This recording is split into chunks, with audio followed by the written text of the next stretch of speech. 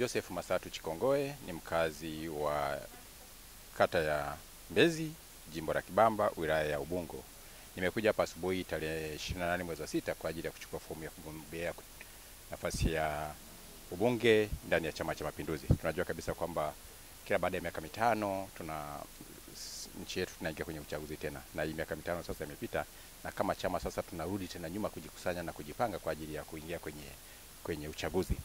Ni utaratibu wa Chama cha Mapinduzi kwamba kila baada ya miaka mitano wale walioko madarakani wanarudi nyuma, tunajipanga wote upya kwa ajili sasa ya chama kutafuta mtu gani anaweza akasimama na kukiwakilisha chama katika uchaguzi mkuu ujao.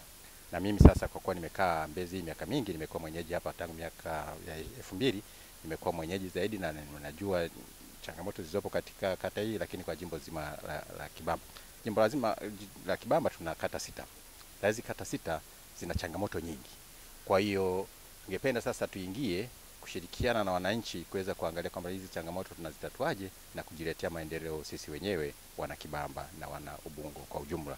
Hiyo ndio nia yangu ya kutaka kuingia kwenye hiki kichanganyiro kwa ajili ya kupata nafasi ya kuteuliwa na Chama cha Mapinduzi katika kuwakilisha nafasi ya ubunge.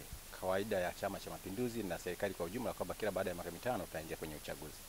Kuna yale aliyoyafanya ni mazuri zaidi na ni kuendeleza pale alipoishia, ili mtu mwingine atakayeingia aweze kuendeleza pale alipoishia, kuyaboresha zaidi yale aliyoyafanya.